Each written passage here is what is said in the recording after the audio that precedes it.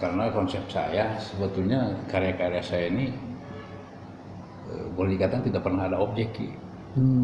Jadi karya saya ini tercipta karena pengalaman saya pernah lihat ini, saya pernah di daerah ini, saya pernah yang ada dalam ini aja. Makanya setiap karya saya itu tidak pernah sama. Ada yang iguana itu. Oh, yang iguana. Konsep sederhana sebetulnya itu dari teknik kubisme sederhana sebetulnya. Oh, tekniknya. Itu medianya apa? Akrilik. Akrilik. Ukuran? Ukuran semeter ke semeter.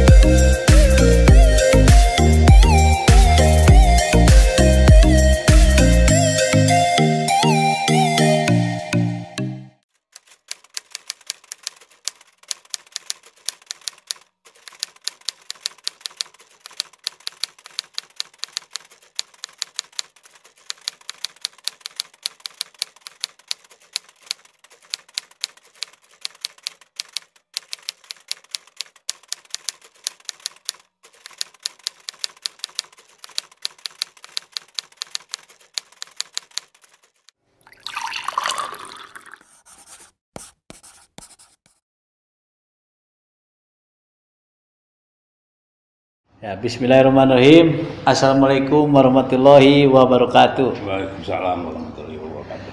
Alhamdulillah, dah kesekian kalinya dan kesekian kali berencana untuk bertemu dengan Pak Cahyadi.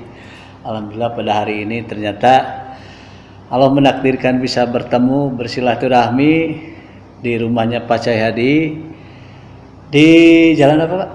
Di Komplek Gading Tutuka 1. Dua nomor 35 Soreang, Bandung. Soreang.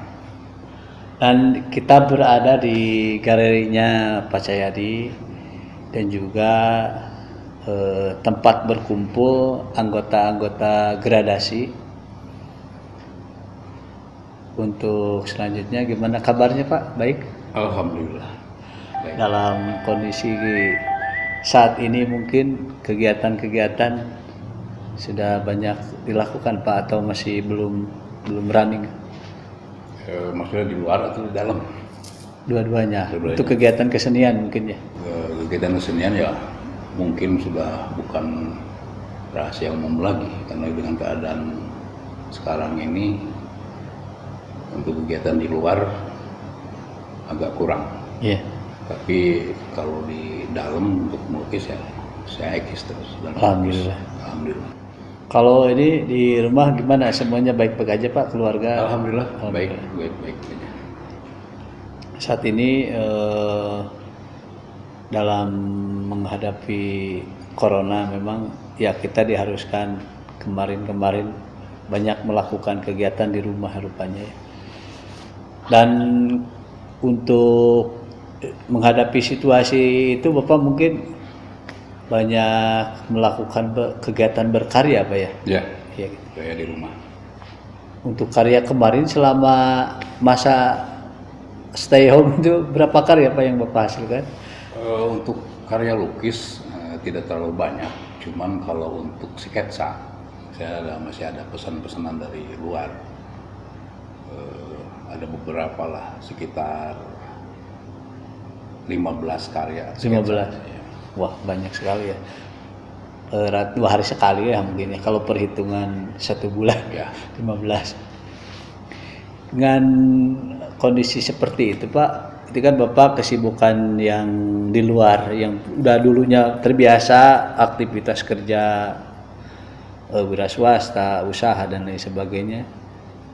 Ini mungkin dengan kondisi yang ada bisa lebih banyak waktu dengan keluarga mungkin Pak ya. Ini ngobrol-ngobrol Pak, udah sama berkeluarga udah berapa lama Pak? Lumayan, hampir 25 tahunan lah. Kurang mungkin. Oh kurang ya. Sekitar 20 tahunan lah. Putra Pak, udah berapa? Putra 3. 3 ya? 3, cuman yang kedua sudah almarhum. Yang kedua itu tinggal 2 lagi ya? Yang pertama sudah menikah. Udah menikah ya? Menikah di Bandung, di Padasuka, depannya apa? Saung Ujo itu. Yang terakhir yang bungsu itu semester akhir sebetulnya harusnya, cuman karena keadaan corona ini ya dia dipending dulu ininya. Oke. Ya. Replay balik lagi ke depan bahwa kita ketemu lagi di acara Kopson. Kopinya orang seni makin celing dan mantap. Kopi dulu. Ini belum dikocek karena tadi pakai gula dikit biar nggak terlalu pahit.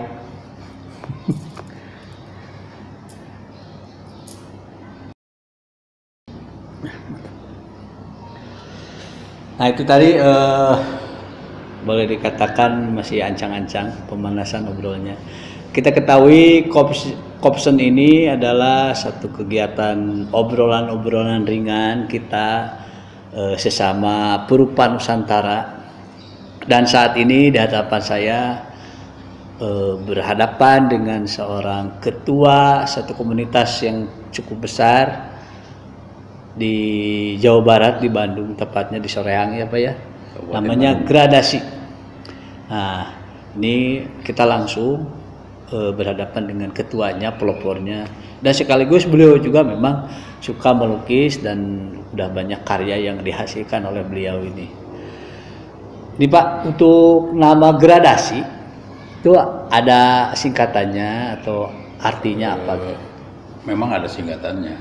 Gradasi terbentuk tahun 2013-an. Oh, 13. 2013-14. Gradasi singkatan dari gerak aksi seni dan sosial independen. Jadi di samping seni, jadi gradasi itu ada beberapa event yang memang ada sosialnya. Salah satunya intern degradasi mengunjungi ke anggota yang ini si bantuan apa pokoknya ini yang ininya gradasi itu event mungkin dengan jual lukisan lelang. Satu itu beberapa anggota juga melakukan itu karena visi kita dan misi kita bukan hanya sekedar berkarya, tapi minimal lah karya kita ini bisa dinikmati semua kalangan. Makanya diadakan satu event lelang itu agar supaya walaupun tidak dengan karyanya, tapi dengan hasil dari lelang itu bisa dinikmati. Berapa anggotanya Pak sekarang Pak kurang lebih? Anggota yang aktif mungkin sekitar 50, cuman anggota keseluruhan banyak sih, ada ratusan sih. Alhamdulillah. Karena di bawah gradasi itu ada beberapa komunitas-komunitas yang di Kabupaten Bandung.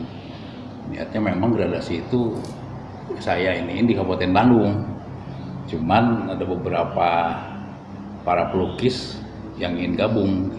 Kita sendiri kan tidak mungkin menolak gitu.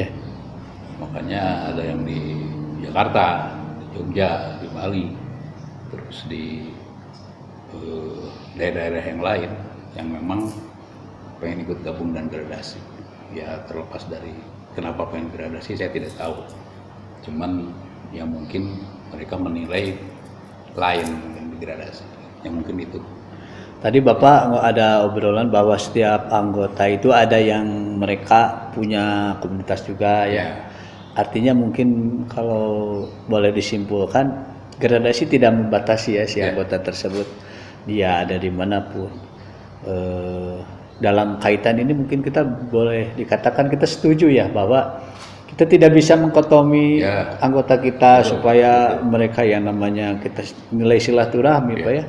Menjaga hubungan antar para perupa ya salah satunya ya kita masuk ke komunitas A dan B ya itu kan terjadi semacam ya pasti ada baiknya ya itu Bapak setuju ya kalau itu ya alhamdulillah sehingga itu tadi mungkin bagi kawan-kawan yang menyaksikan bahwa memang kita tidak serta-merta harus diam di satu komunitas ya dengan pola yang sama sehingga kita tidak ada perkembangan pada akhirnya Pak ya. Ya karena begini khususnya di Kabupaten Bandung banyak sebetulnya para perupa yang notabene dia pribadi atau komunitas itu yang memang secara ini kebanyakan otodidak. Untuk itu kemarin tahun 2019 gradasi bekerja sama dengan Dinas Tenaga Kerja, jadi meminta gradasi untuk membuat satu bintek mengenai seni lukis. Anggotanya ya semua yang ada pelukis-pelukis termasuk Jilkong, termasuk Pak Kajah Kasaban, banyak termasuk sanggar-sanggar dan studio-studio para pelukis yang ikut bintek itu saya kerjasama tahun 2019 karena yang saya pikir waktu itu ngobrol dengan Pak Kadis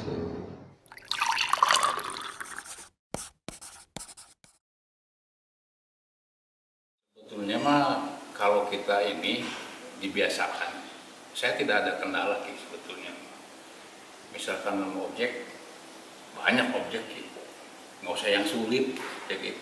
di depan mata aja bisa jadi objek. Tapi dalam teknis, dalam itu tetap harus minimal dia tahu karakter objek itu. Jadi dalam artian kenapa seorang pelukis harus memahami karakter objek? Karena untuk soul dan jiwanya objek itu dalam karya. Itu ngobrol dengan Pak Kadis Dinas Pekerjaan. Selama ini kan mereka hanya UMKM, tapi tidak ada ininya gitu. Makanya dia ngambil dari sisi yang lain, seni rupa, seni lukis. Tapi alhamdulillah setelah ada Bintek itu, hasil dari apa, kayak Jelutong, terus yang lain-lain itu, saya lihat hasilnya, karyanya jauh berbeda dengan yang sebelum ikut Bintek. Nah itu manfaat mungkin di situ. Karena yang saya ini kan kebanyakan di daerah itu otodidak gitu. Dengan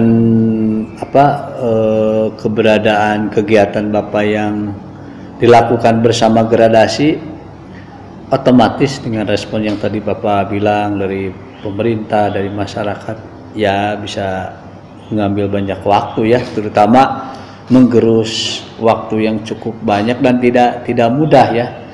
Untuk saat ini kegiatan Bapak yang memang tiap hari itu apa aja Pak selain degradasi gitu kan? Kebetulan Bapak usaha atau saya sendiri kan punya perusahaan di bidang pengadaan gitu, yang bekerja sama dengan Kementerian Dinas Pendidikan. Ya mungkin di samping saya melukis juga saya usaha itu gitu. Dalam artian dari dulu gitu. Jadi memang kalau melukis saya dari kecil, cuman usaha ini memang saya dengan istri saya gitu. Kebetulan istri saya basicnya usaha, saya di situ bikin satu perusahaan yang memang khusus untuk di dunia pendidikan, karena saya sangat respect sekali dengan pendidikan. Ada cenderung sejalur ya dengan bidang seni rupa ini. Nah itu untuk kan berarti ada dua hal yang harus dibagi juga ya. Pada akhirnya pertama Bapak sebagai perupa melukis. Nah itu waktu-waktu yang dipakai biasanya hari itu caranya gimana Pak? Cara ngatur waktunya. Mungkin hari libur kan bersama keluarga biasanya. Ya memang gitu. Tapi kita mesti bisa mengatur waktu, karena tetap keluarga nomor satu gitu. Jadi di samping kesibukan dengan perusahaan yang saya kelola, itu sudah hampir, perusahaan saya berdiri 2008 sampai sekarang. Alhamdulillah, karena perusahaan saya ini khususnya di Kabupaten Bandung ini memang yang punya kredibilitas bagus lah, makanya mereka sampai sekarang berjalan. Terus untuk berkarya ya kita harus bisa membagi waktunya gitu.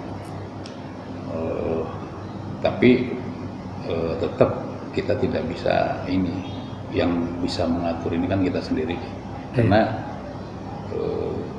ya kita tahu sendirilah kalau lagi melukis begitu kan, tapi keadaan usia, situasi, ya kita harus membagi waktu itu. Saya sekarang ini tidak bisa sampai full gitu untuk berkarya, karena ada sisi lain yang memang harus saya kerjakan. Waktu itu benar-benar ketat ya. Ketat itu, di samping itu ya. Itu biasanya malam hari Pak ya, berarti ya. Kebanyakannya malam hari. Dari jam berapa Pak? Itu mungkin dari jam 10 ke atas. Tapi itu pun tidak full saya sekarang, karena kondisi usia saya. Jadi ya saya ngatur, karena kalau nggak begitu, wah repot dengan kondisi. Apalagi besoknya kegiatan untuk perusahaan ya. Kalau hari libur ada pilihan untuk keluarga atau komunitas ya. Biasanya kan komunitas biasanya kan acara untuk kegiatan-kegiatan sosial, pameran itu dilakukan rata-rata pembukaan tuh Sabtu Minggu ya, biasanya kan. Jadi benar-benar harus bisa juga mengatur waktu untuk mengatur itu, khususnya nih buat ini pribadi saya, untuk keluarga gitu. Saya sengaja dilibatkan untuk hal apapun, termasuk dalam berkarya saya gitu. Karena saya kurator pertama itu istri saya. Kurator hasil karya saya itu, yang kurator pertama itu istri saya. Karena dia sengaja, beliau dan anak-anak saya sengaja dilibatkan supaya mereka mengerti. Ini loh saya begini. Tapi bukan hanya artinya tidak menjustifikasi mereka, tapi mereka supaya mengerti dan ada masukan yang buat saya gitu. Karena real mereka menilai karya-karya saya itu dengan pandangan dan pikiran mereka, itu yang memang real. Kalau dari sisi waktu kan bolehlah Bapak, kita sepakati sudah bisa punya solusi ya. Untuk tetapi yang terpenting menurut saya gini, gimana mengatur interpretasi kita, imajinasi kita, atau daya pola berpikir dalam ketika Bapak berkarya sendiri, dan ketika Bapak saat ini kan ada banyak anggota yang mungkin mereka bareng berkarya di sini terus mengatur waktu, itu gimana Bapak? Apakah mensiasatinya ya? Karena di sini ada dua kepentingan loh Pak ya. Satu kepentingan gradasi sebagai komunitas, satu kepentingan Bapak juga sebagai perupa. Sebagai satu kasus aja ya, atau contoh yang mungkin akan berbenturan ketika ada undangan pameran di luar negeri yang notabene ya cukup akan ya pengen semua orang itu bagus.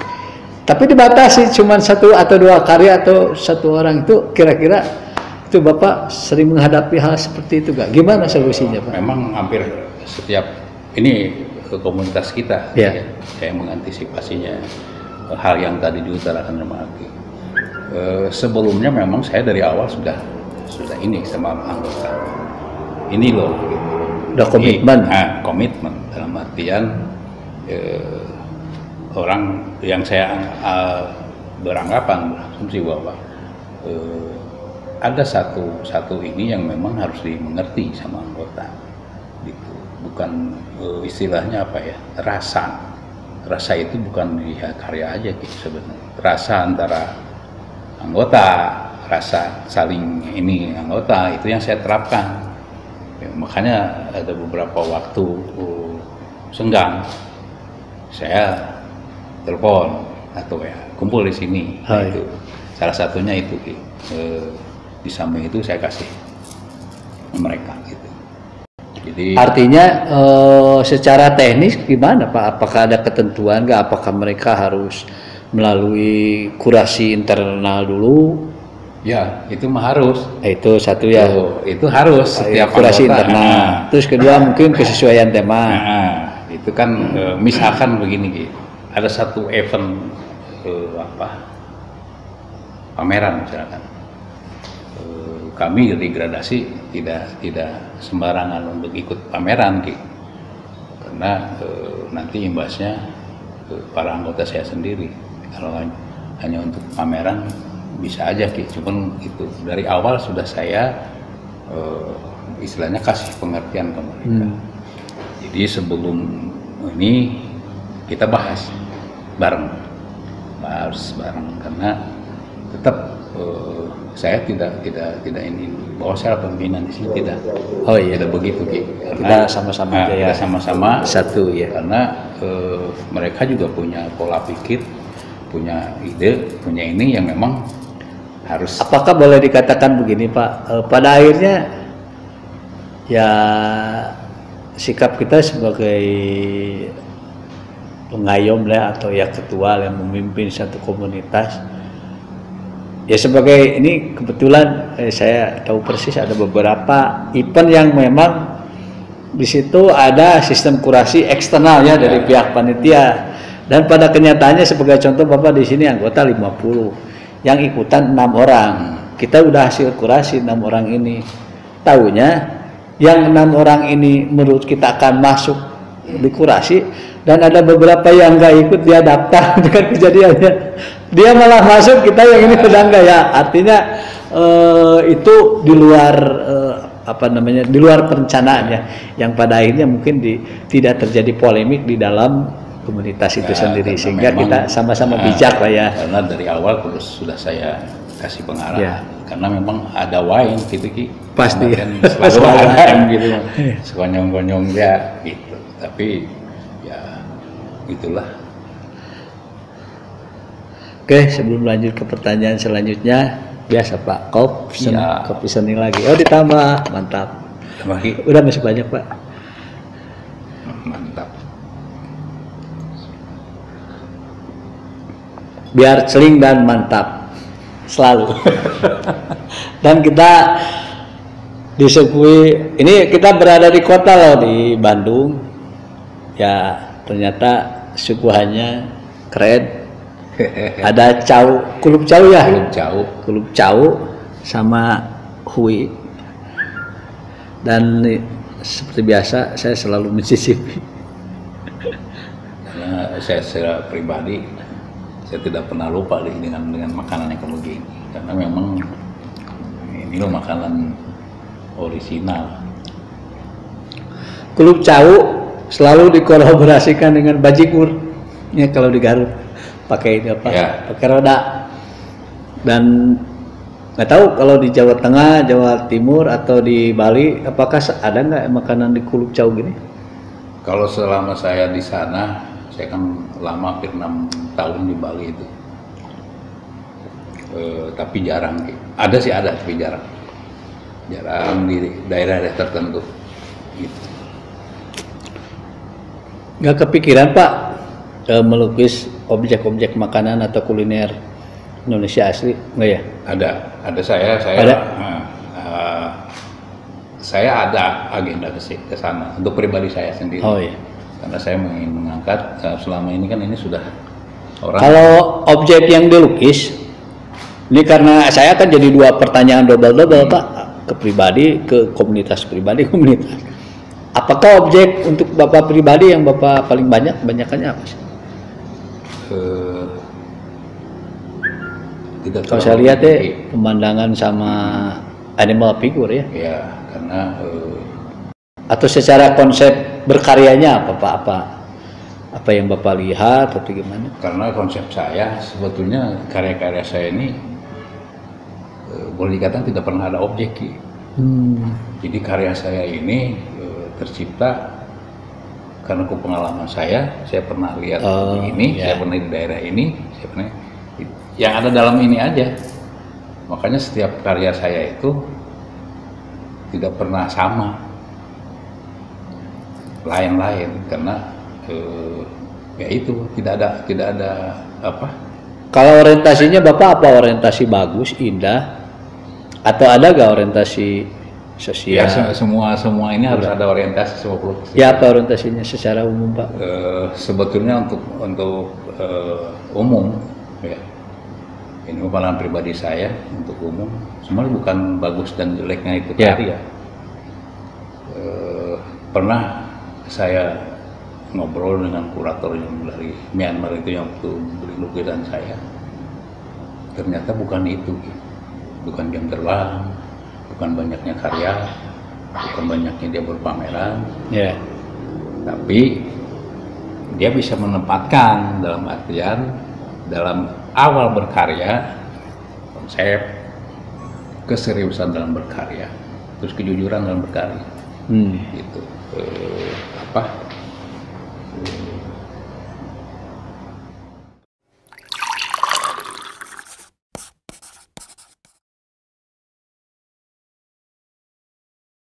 Tadi ada satu ini rasa dalam karya. Rasa dalam karya menurut pribadi saya memang harus dengan rasa. Satu karya kita itu harus dibuat dengan rasa. Kayak itu tadi pemahaman karakter nanti dalam artian Kenapa masih ada rasa di sini? Jadi ini satu contoh karakter objek ini topeng. Kita mesti tahu dalam artian topeng itu terbuat dari apa, karakter topeng ini bagaimana, warna topeng kenapa merah. Nah, kita harus memahami itu. Minimal si pelukis itu sendiri untuk larinya ke realis atau naturalis, kita harus memahami itu. Baru itu ada rasanya. Kelihatan ini teh dari kayu, walaupun ini ini dengan cat warna merah. Dan warna merah itu kenapa warna merah? Karena sosok karakter topeng ini rahwana dalam badan ada nafsu atau apalah di situ, makanya merah di situ. Nah, itu harus dipahami seorang guru. Makanya timbul di situ rasa dalam halnya itu akan muncul misalnya. Konsep keseriusan dalam berkarya, terus kejujuran dalam berkarya, gitu.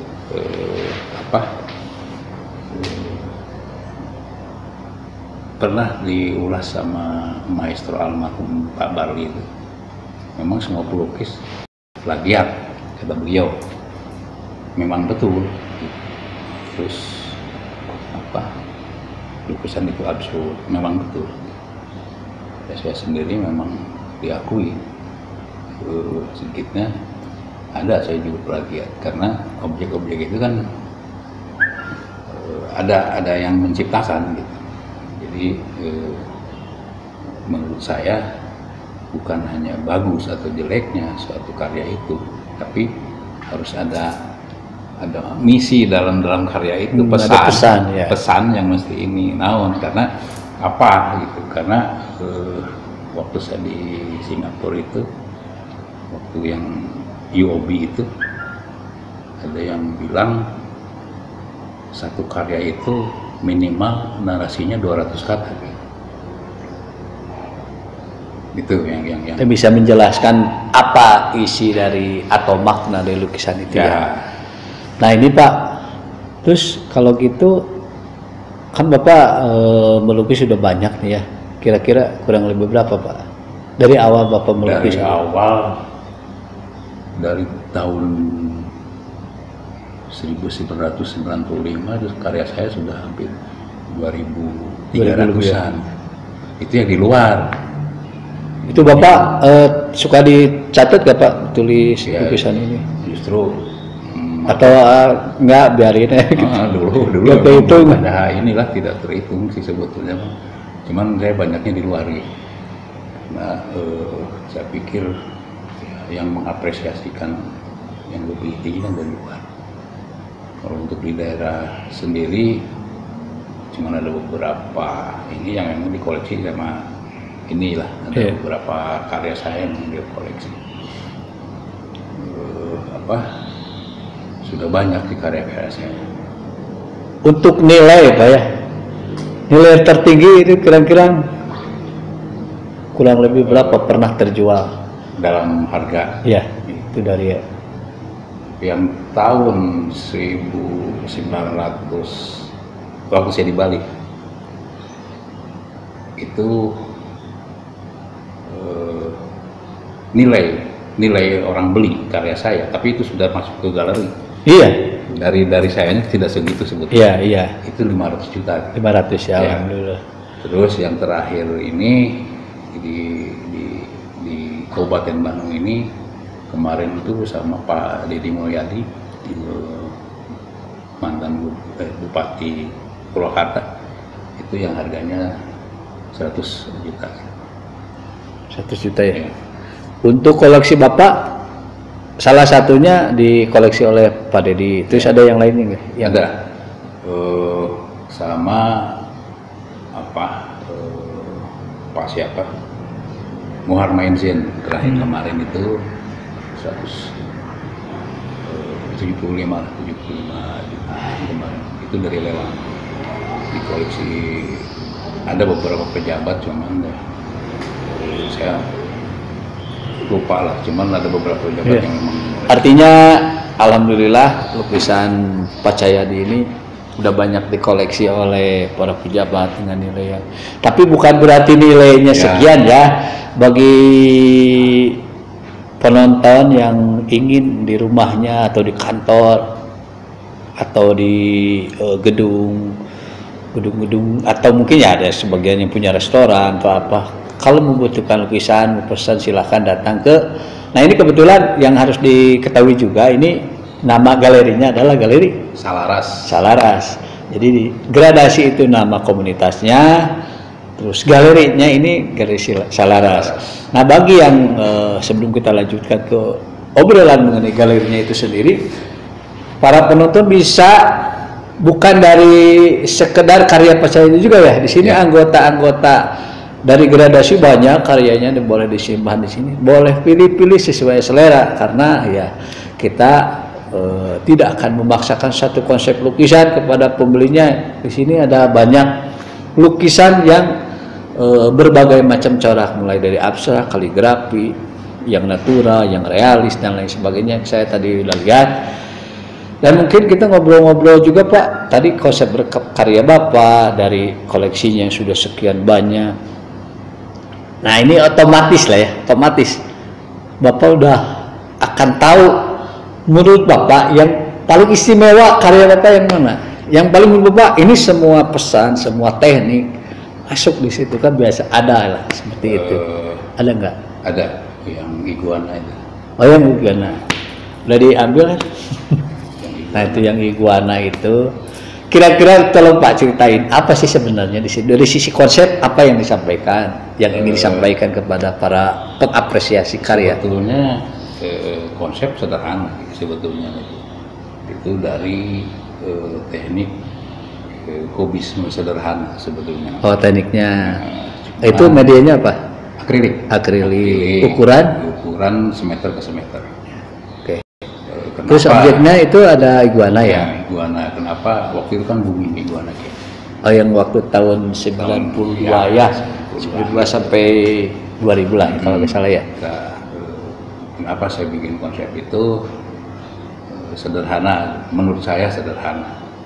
Cuman dalam konsep itu ada satu nilai dalam artian teknik. Ya, kenapa saya bikin teknik kayak kubisme itu? Dan yang paling ini sempat di negara Jepang itu dibikin cover gitu. Karena kata mereka karena tahun itu sebelum booming teknik komputer saya sudah bikin gitu istilahnya kata mereka, makanya dibikin satu cover buku tentang komputer di situ. Ternyata saya sendiri sudah melewati, dalam artian sebelum komputer ada kayak ini apa? Itu dari sisi makna objek apa teknik Pak? Teknik. Oh teknik ya.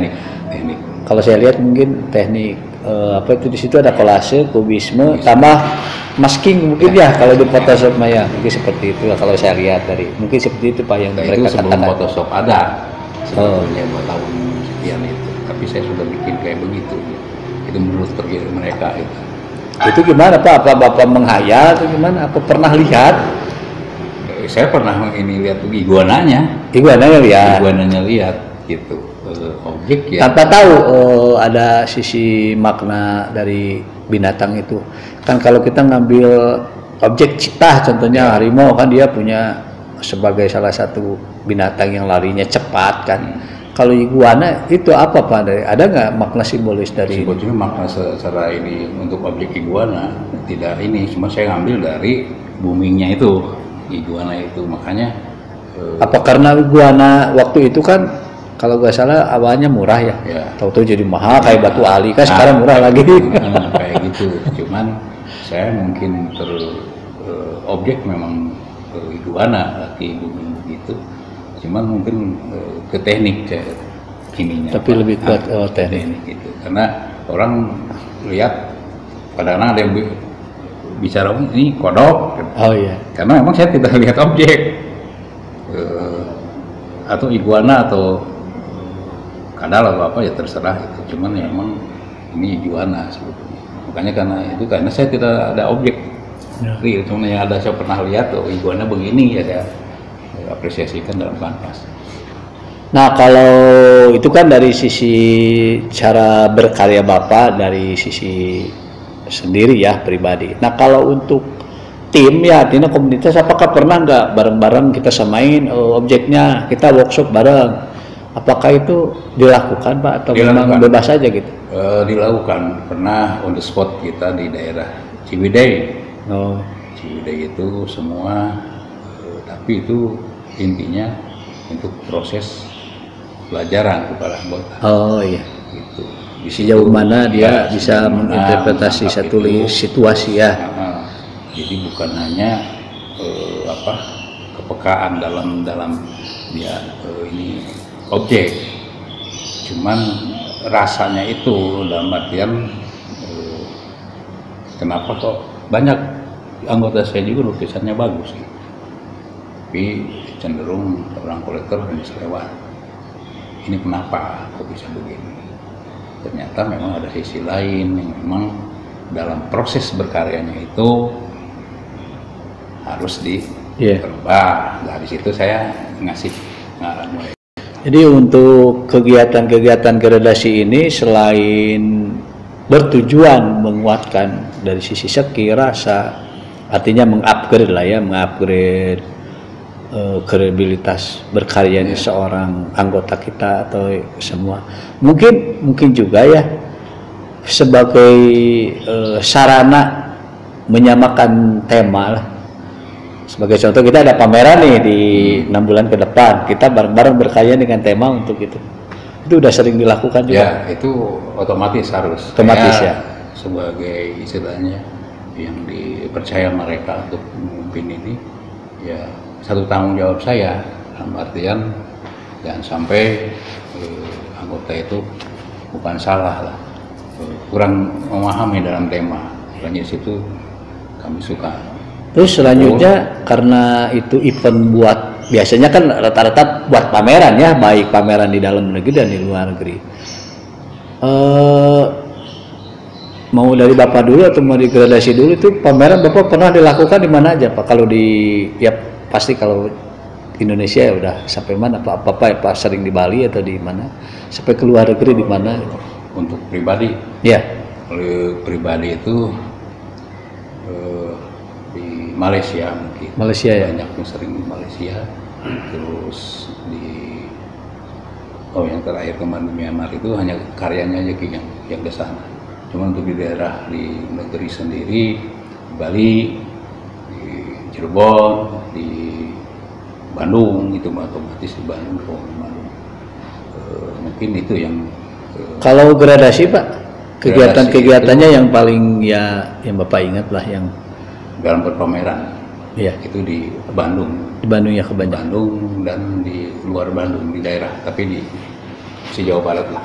Nah itu biasanya teknisnya seperti apa Pak? Untuk masalah tadi gradasi ngadain pameran, terus lukisannya kan dilelang gitu kan? Itu biasanya dilakukan di mana aja Pak? Di sekolah atau di? Artinya terbuka untuk umum, boleh? Ya, gradasi. Terbuka. Terbuka. Jadi salah satu contohnya di mana Pak? Yang waktu di Bandung. Di Bandung? Di Bandung itu ada salah satu kepanitiaan, mungkin ada satu kepanitiaan yang menggandeng gradasi. Dalam artian itu karyanya dilelang, tapi ditampilkan juga awalnya, dipamerkan juga dalam acara itu. Terakhirnya dilelang. Yeah. Dan hasil lelang biasanya untuk kegiatan sosial itu ya, itu karena bencana atau kenapa apa? Saya respect di lelang itu karena ada sisi lain yang memang kita berkarya itu yang memang harus ada sisi itunya, makanya gradasi itu dibilang singkatannya ya itu tadi, ada sisi sosialnya ya. Alhamdulillah. Oke, mantap. Ternyata sebelum kita lanjut, kopi seni dulu. Kopinya orang sini biar celing dan mantap. Saya banyak karya dengan media akrilik. Kenapa saya pakai akrilik? Cenderung sebetulnya antara akrilik dengan cat. oil, minyak, itu ada kalau akrilik agak susah menurut saya pribadi dengan media cat oil, karena akrilik itu karakternya kan mudah kering gitu. Nah, itu harus tahu, makanya yang harus dilakukan atau diingin oleh si pelukis itu sendiri, pahami dulu media karakter cat akrilik ini. Nah, itu kalau sudah tahu dia karakter ini, otomatis akan memahami ini.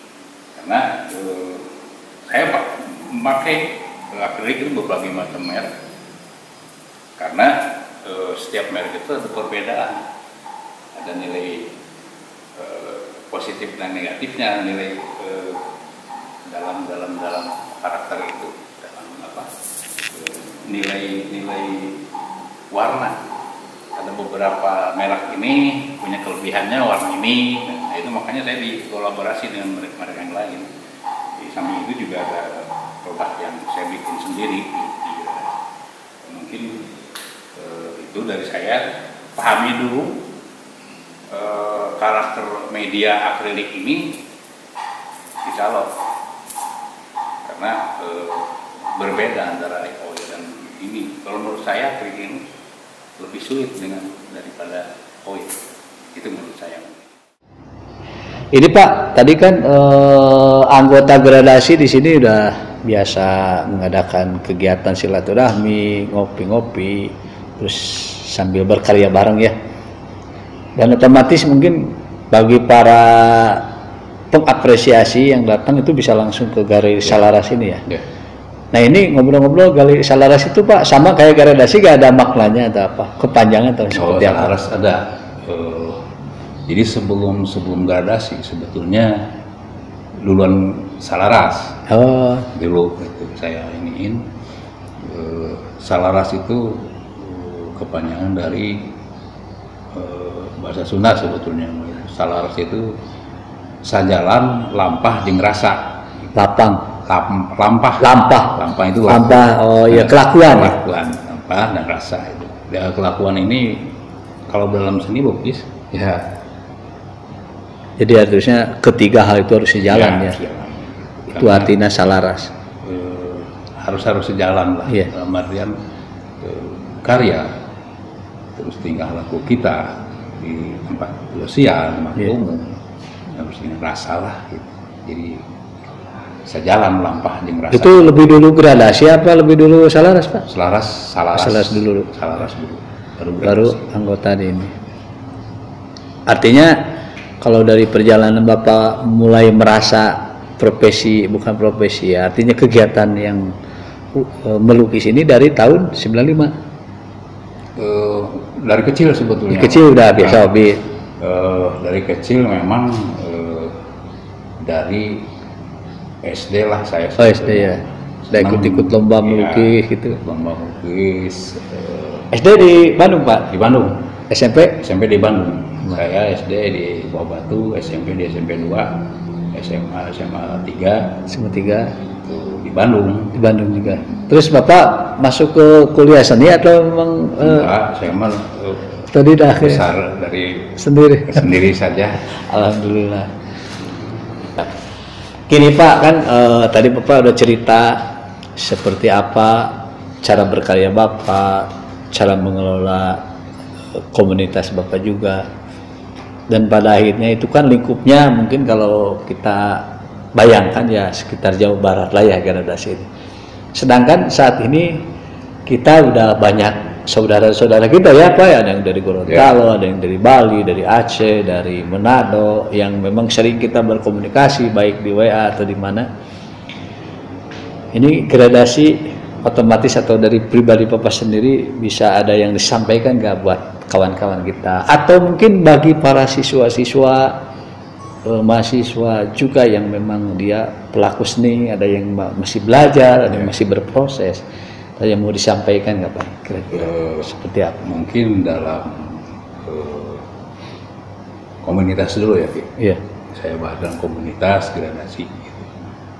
Untuk para seniman atau perupa dalam komunitas gitu. Istilahnya jangan istilahnya apa ya, komunitas itu dalam isinya itu, saya misalkan dalam artian ini sebagai pimpinan dalam gradasi itu diusahakan kalau loyalitas mah harus gitu. Tapi yang paling pentingnya itu tidak ada apa istilahnya merasa bahwa dia tuh ini lo anggota bahwa saya tidak, dengan saya secara pribadi. Jadi kita sama-sama belajar gitu. Bareng-bareng ya. Bareng belajar. Terus untuk pribadi dalam satu seniman khususnya dimanapun seluruh Indonesia, seniman seni rupa Nusantara. Kalau dari saya pesannya bukan pesan, mungkin ajakan, rujukan, atau mungkin ini berkaryalah dengan serius, jujur, dan harus dipertanggungjawabkan karyanya itu. Karena apa istilahnya dalam berkarya itu kalau kita mau dilihat atau diapresiasi orang, berkarya dengan otak kanan, fungsikanlah otak kanan di situ. Karena dan karya itu memang harus ada visi misinya dalam karya itu, dalam artian harus ada pesan atau apapun lah, himbauan, dan harus ada narasi dalam karya itu. Dan narasi itu harus dipertanggungjawabkan. Mantap. Jangan jadi pada kawan-kawan tadi 3 pesan yang keren banget: berkarya dengan serius, berkarya dengan jujur, berkarya yang bisa dipertanggungjawabkan. Karena kenapa harus dipertanggungjawabkan? Sehubungan karya tersebut dipastikan harus memiliki pesan, memiliki makna yang bisa disampaikan, ya lebih baik yang memiliki makna yang punya manfaat mungkin seperti itu. Jadi disitulah mungkin kenapa sebuah lukisan bisa berseharga. Ya kalau boleh dinilai, ada yang sampai tidak ternilai pun ada. Ada yang ratusan juta dan ratusan miliar, malah ada yang tidak ternilai. Jadi karena ya itu tadi alasannya, karena sebuah lukisan memiliki makna yang boleh dikatakan cukup bernilai juga. Nah ini nih Pak, sedikit lagi ya. Bentar ini waktu saya di luar di Singapura itu cuma 3 ya. Mereka, kenapa kamu melukis? Kamu melukis apa? Terus waktu beri kurasi itu ya. Lukisan itu buat siapa? Nah, kenapa melukis? Buat siapa? Satu lagi. Kenapa? Bukan satu. Kenapa kamu melukis? Iya. Keduanya, kamu melukis apa? Apa? Untuk siapa? Untuk siapa lukisan itu? Gitu. Sebenarnya pola atau konsep seperti itu terjadi juga dengan konsep-konsep bidang lainnya seperti dagang kan. Kita bikin produk, ini produk buat siapa, membuat produk apa buat siapanya harus jelas. Kalau memang sebagai contoh nih, ada produk ekonomi yang tadinya buat anak-anak, tapi ini dari sisi nilai terlalu tinggi sehingga ya akhirnya kalau tidak sesuai ya bolehlah bagus karya tersebut, tapi karena pas dijual pasca pasalnya anak-anak ya daya beli anak-anak kan beda. Ini harga terlalu mungkin ya kalau untuk anak sultan ya kebeli Pak. Kalau untuk anak-anak Indonesia yang notabene standar ya nggak kebeli, akhirnya dia satu perusahaan tersebut karena salah sasaran, salah analisis, akhirnya jadi mungkin seperti itu ya. Tapi ada ini saya aja yang berkesimpulan menghubungkan dengan analogi bidang lain ya, seperti ekonomi atau membuat produk. Tapi kalau lukisan sebenarnya saya tadi terlalu berani untuk membuat kesimpulan ke arah sana. Sebenarnya lebih dari situ kalau lukisan sebetulnya. Karena maknanya itu boleh dikatakan, walaupun saya sendiri sebagai perupa nggak berani mengkotomi pemikiran perupa yang lain karena sangat sangat dalam pada akhirnya Pak ya, seperti Bapak melukis. Nah ini contoh yang belakang Bapak ini. Ada banyak hal yang akan disampaikan walaupun Bapak tulis dengan narasi yang tadi walaupun minimal 200 kata, dengan 1000 kata pun saya yakin itu ada lebih lagi sekian ribu kata di belakang mungkin yang tidak bisa disampaikan dengan tulisan dan tulisan seperti itu maksudnya. Sebagai contoh ini Pak yang di belakang ini judulnya apa Pak? Ini sederhana loh judulnya sebetulnya, rumah di tepi danau. Oh iya. Apa Bapak pernah melihat sebuah suasana ini? Ya, di mana? Di lihat di daerah mana ini ya? Saya lupa, benar saya pernah lihat ini. Cuman kenapa